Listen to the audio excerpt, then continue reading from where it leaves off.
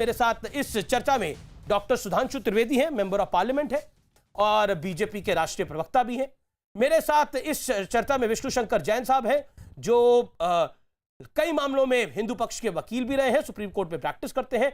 वारिस पठान है, पेशे से ये भी वकील हैं और साथ ही साथ असाउद्दीन ओवैसी की पार्टी के बड़े नेता और प्रवक्ता भी हैं। मेरे साथ तस्लीम रहमानी है, हाल ही में लोकसभा चुनाव लड़कर आ रहे हैं केरल से, नतीजों का इंतजार है, हम इनको भी शुभकामनाएं देते हैं। रहमानी साहब, आपका भी अभिनंदन है इस चर्चा में। मैं सबसे पहले सुधांशु त्रिवेदी आपका रुख करता हूं। भारतीय जनता पार्टी का नारा होता था 1990 के दशक में कि अब काशी मथुरा की बारी है, अयोध्या की तैयारी है, काशी मथुरा की बारी है। क्या ये जो काशी विवाद है, विपक्ष उससे इस पूरे विषय को जोड़ के देख रहा है और तथ्यात्मक रूप से नहीं जोड़ के देख रहा? देखिए, इस विषय के दो पक्ष हैं। एक है सैद्धांतिक और एकेडमिक पक्ष, और दूसरा है जो राजनीति से जुड़ा हुआ पक्ष है, धार्मिक सांस्कृतिक अपनी जगह। जो आपने बात कही कि यह नारा था, मैं उससे पहले बता देना चाहता हूं, डॉक्टर राम मनोहर लोहिया जो समाजवादी पार्टी के या सोशलिस्ट मूवमेंट के सबसे बड़े वैचारिक अधिष्ठाता हैं, उन्होंने कहा था राम, कृष्ण और शिव के बिना भारत की कल्पना असंभव है। तो यह विचार तो सनातन विचार है, और जहां तक भारतीय जनता पार्टी का विचार है, हम तो ये कह रहे हैं श्री राम जन्मभूमि का आंदोलन या नारा हमारा थोड़ी था, आंदोलन तो संतों का था, श्री राम जन्मभूमि न्यास का था। भारतीय जनता पार्टी ने उसे समर्थन दिया था, हमने शुरू नहीं किया था, शुरू संतों ने किया था।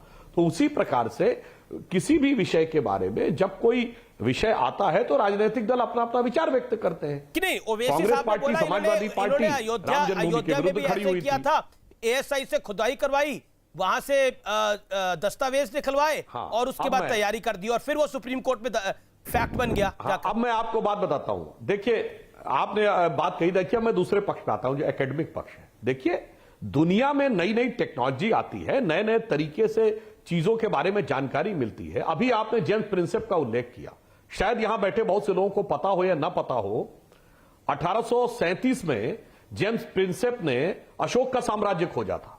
उससे पहले माना जाता था भारत कभी एक देश रहा ही नहीं, कभी एक राजनीतिक सत्ता थी नहीं। जब 180 से अधिक शिलालेख खोज लिए गए, अफगानिस्तान से बर्मा और वहां से लेकर कर्नाटक तक, तो पूरी दुनिया को स्वीकार करना पड़ा कि भारत एक राजनीतिक सत्ता था, और इतनी बड़ी राजनीतिक सत्ता थी कि जो चंगेज खां के अलावा किसी का इतना बड़ा साम्राज्य नहीं था, और जनसंख्या में हम सबसे बड़े थे। रोमन एम्पायर हो या कोई अरब का एम्पायर हो, इतना बड़ा कोई नहीं था जितना अशोक का एम्पायर था। यह फैक्ट हो गया।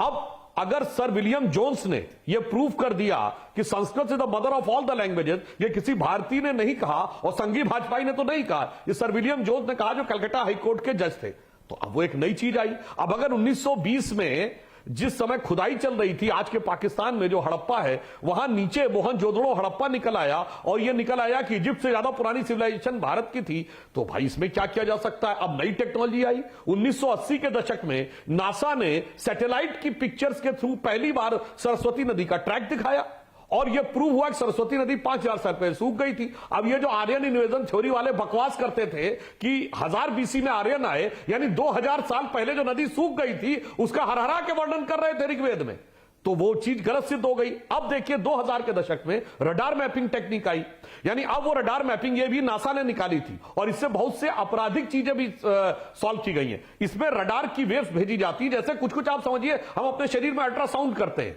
या एक्सरे अल्ट्रासाउंड में हमें अंदर से पिक्चर आती है, तो रडार मैपिंग में पिक्चर दिखाई पड़ती है कि नीचे ठोस जमीन है या कोई ढांचा है। तो 2003 में हाई कोर्ट में रडार मैपिंग की तस्वीर दिखाने के बाद यह परमिशन दी गई थी एएसआई के द्वारा।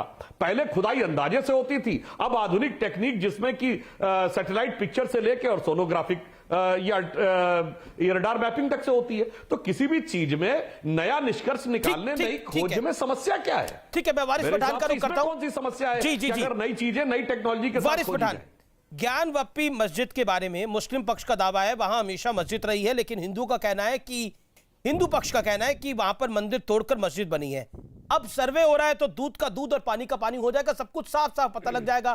तो साफ साफ पता लग जाएगा, इससे तो आपको खुशी भी होनी चाहिए कि ये जो अगर कोई विवाद भी है तो उसका समाधान निकल आएगा। इसको रुकवाना क्यों चाहते हैं आप? जहां एक बार मस्जिद है वह मस्जिद थी, मस्जिद रहेगी, कोई उसी को हटा नहीं सकता, कोई उसको चेंज नहीं कर सकता।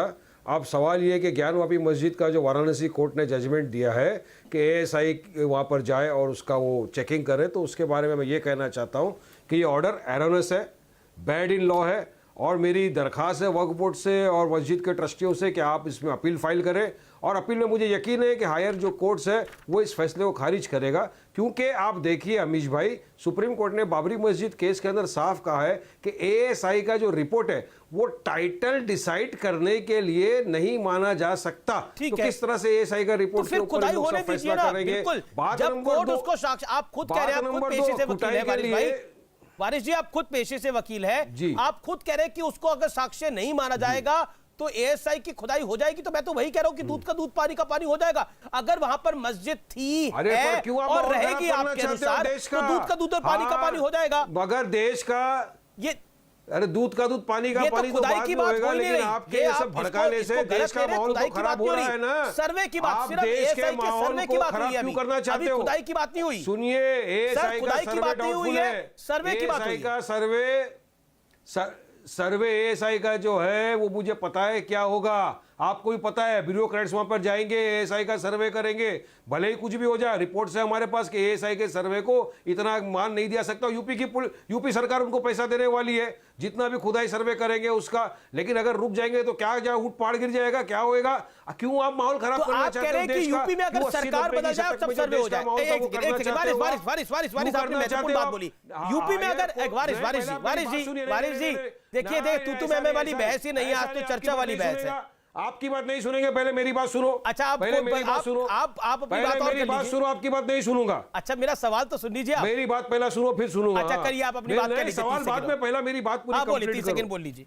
सवाल यह है कि अगर जजमेंट एरोनियस है, बैड इन लॉ है, तो धारा में ये आता है, संविधान ये बोलता है कि हायर कोर्ट्स है जो उसको रेक्टिफाई करे, तो उसको रेक्टिफाई होने तक का रुकना चाहिए ना, सर्वे को रुकाना चाहिए। क्यों आप 1980 और 90 के दशक का माहौल क्रिएट करना चाहते हो हमारे देश में? क्या आप लोगों के पास कोई ना, बाबरी मस्जिद का हुआ तब काफी लोगों ने कहा था क्लोजर खत्म हो गया, आप कुछ नहीं करेंगे, तो आप तो नया माहौल पैदा करना चाहते हो देश के अंदर, क्योंकि अब आपके पास कोई नया नहीं मुद्दे, तो आप बाबरी नहीं, अब इस पे आ गए, ज्ञानवापी पे आ गए, कल किसी और पे आएंगे, तो हमको देश का माहौल तो बिगाड़ना नहीं है। ठीक है, आप कह रहे हैं देश का, ठीक है, आपका पॉइंट है, तो कोई चीज है या नहीं? हमारा अधिकार है। आपकी बात को मैंने सुना, आपने बोला कि पहले मैं बोलूंगा फिर मैं आपका सवाल सुनूंगा, मैंने आपकी बात को सुना। अब आपने बोला, देखिए आपने गोल पोस्ट 3 बारी बदले। इत्मीनान से बात करते वारिस भाई, आपने पहले बोला कि देखिए अभी ये योगी की सरकार है, हम इस पे भरोसा नहीं करते, यानी आपको लगता है जब दूसरी सरकार आएगी, अगर 2022 के अंदर उत्तर प्रदेश में सरकार बदल जाएगी तो आपको सर्वे से परेशानी नहीं है। पॉइंट नंबर 1 जो आप कह रहे हैं मैं उसके अनुसार बोल रहा हूं। पॉइंट नंबर 2, आप ये कह रहे हैं सर्वे कि गलत है, आप ये कह रहे हैं कि this judgment is bad in law, this judgment is bad in law, तो हायर कोर्ट जाने का ऑप्शन है, आप हायर कोर्ट जाइए, राइट, ये संविधान के दायरे में, आप हायर कोर्ट पे जाइए, स्टे लेकर आइए। पॉइंट नंबर 2, और वो कर रहा है, लेकिन आपका ये तथ्यात्मक रूप से बोला, देखिए ये तो फिर वही तरह का माहौल क्रिएट हो जाएगा। क्या आपको लगता नहीं है कि मैं आपको अंग्रेज अधिकारी जेम्स प्रिंसेप का नक्शा दिखा रहा हूं, उस नक्शे में भी कुछ बातें हैं, उस नक्शे में भी कुछ बातें हैं जो साफ दिखाई दे रही हैं। सुनिए, उस नक्शे में भी कुछ बातें हैं जो साफ दिखाई दे रही हैं। मैं आपको कोट करना चाहता हूं, स्कंद पुराण के मुताबिक, 1991 का उल्लंघन है, कन्वर्जन नहीं हो सकता। जो नंदी होती है, जो द्वारपाल होता है भगवान